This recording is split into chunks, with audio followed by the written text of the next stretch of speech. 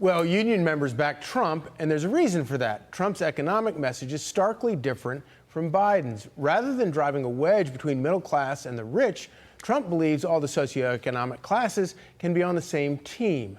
Unity through success, making all of America wealthy again. A message he reiterated today in his first press conference since he won the election.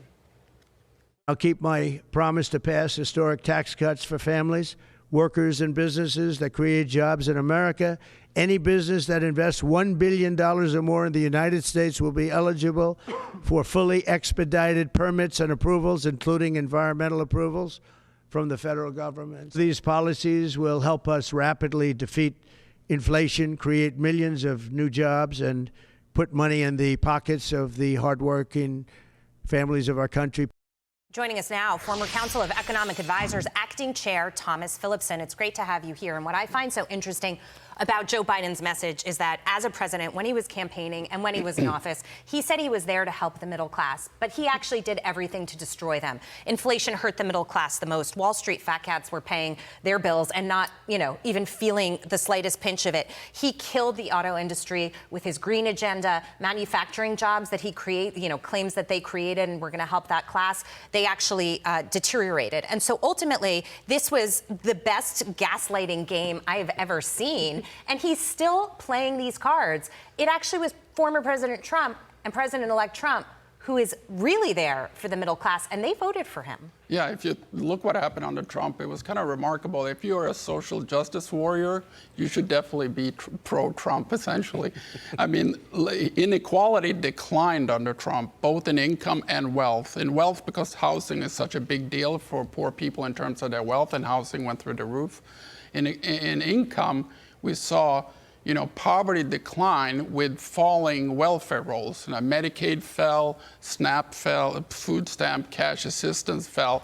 That's the opposite worldview of Biden, which think you can only have poverty reduction through government program, essentially.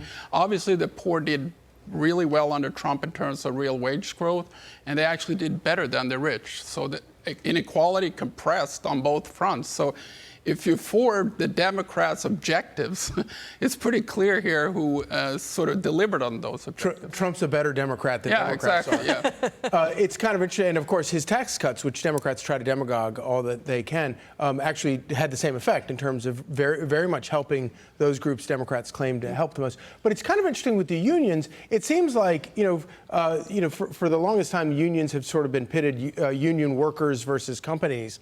But now things have gotten so bad where it's sort of union workers and companies versus government regulation. And where Trump is going after government regulation, it helps not just the workers or not just the companies, it helps both of them. Yeah, I mean, we talk about all these tariffs of Trump, right? That's trade barriers for international trade, essentially, between us and foreigners. Most our trade barriers is domestic trade. America trades mostly with itself. Its citizens trades mostly with itself.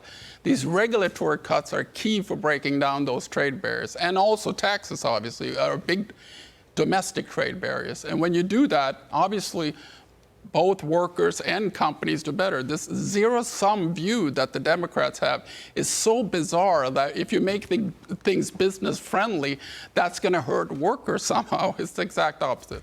Can we talk about Social Security for a moment? Because the Senate is going to vote on a measure that would expand benefits. This is a program that essentially is on the path to insolvency. And they wanted, during the campaign, to paint Donald Trump as somebody who would abolish Social Security and take away everybody's ability to have that safety net for the future. How is this going to play out? Well, I think essentially now they're having $200 billion, I think, over 10 years being funneled back in on top of what we're actually spending for Social Security, which going into public unions, which is kind of like a feedback loop for bigger government. Once you pay the unions, they want larger pensions. They give you campaign contributions to get larger pensions, et cetera. But Social Security and Medicare and Medicaid are now, close to half of the federal spending, essentially, and that's the seniors. And sooner or later, this I predicted for a long time, sooner or later we're going to have to means test these programs. And that's going to make seniors better off. It's not going to make them worse off because you're going to take out the top earners in the program. And instead of them sending their taxes to D.C. to be stuck in a monopoly plan, health plan like Medicare, that throws you in jail if you don't pay their premiums. You're basically going to save your tax dollars, buy health insurance in the private market, and be better off. So cutting these programs in terms of mean testing is making seniors better off. It's not making them worse off, which is sort of why the Republicans and Democrats are so scared to touch it, I think. Do you think there's a real possibility that this movement to try to end the tax on Social Security, the income tax on Social Security, that might actually go somewhere? I think so. And it's kind of bizarre. Why are you sending money to Washington and then send it back and then tax you on it? And tax it at every turn. Exactly. You tax it when you make it, you tax it when you get to get it back and to spend it. It's incredible. Thomas, thank you. Thank you so much.